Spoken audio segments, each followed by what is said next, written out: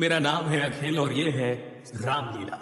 माना जाता है कि आदि कवि वाल्मीकि जी ही इस कलयुग में गोस्वामी तुलसीदास जी के रूप में जन्मे और उन्होंने मानव जाति के उद्धार के लिए संवत 1631 में रामचरितमानस की कथा का आरंभ किया।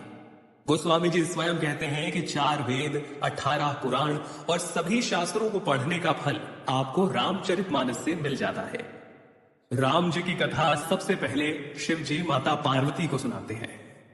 रामचरितमानस के बालकांड में आपको बहुत सारी कथाएं मिल जाएंगी, जैसे सती माता का भ्रम और उनके द्वारा राम जी की परीक्षा, शिव जी द्वारा सती माता का त्यागा जाना, सती माता का दक्ष यज्ञ में जाना और पति के अपमान से दुखी होकर योगाग्नि से देह त्यागना, और फिर पार्वती जी का जन्म और शिव विवाह। परंतु राम जी के अवतार लेने के 2 मुख्य कारण रामचरितमानस में आप जान पाएंगे। पहला, मनु और शत्रुपा का 10,000 वर्षों तक का कठिन तप, जहां वो प्रभु से कहते हैं कि हमें आप जैसा पुत्र प्राप्त हो, जिसके उत्तर में करुणा निधान भगवान कहते हैं, ऐसा ही हो हे राजन, मैं अपना सामान कहां जाकर खोजूं? अतः स्वयं ही आकर तुम्हारा पुत्र बनूंगा।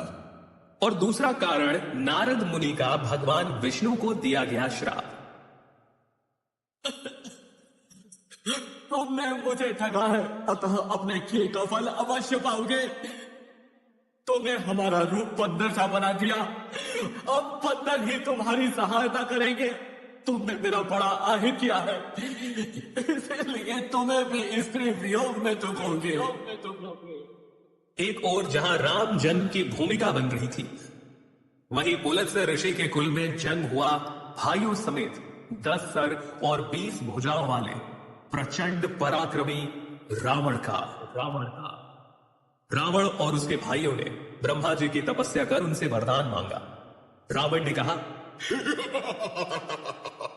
हे जगदीश्वर, वानर और मानव, इन 2 जातियों को छोड़कर हम किसी के मारे ना मरे।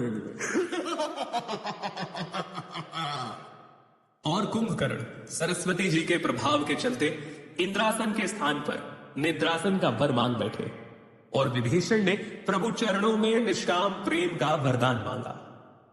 चलिए आगे बढ़ते हैं और आते हैं राजा दशरथ पर, जिन्हें ग्लानि थी कि उन्हें कोई पुत्र नहीं था।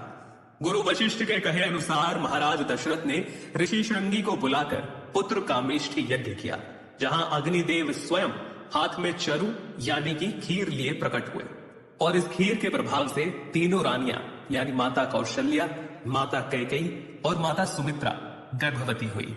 और चैत्र मास के शुक्ल पक्ष की 9वीं तिथि को दोपहर के समय प्रभु श्री राम का प्राकट्य हुआ। 9वीं तिथि मधुमा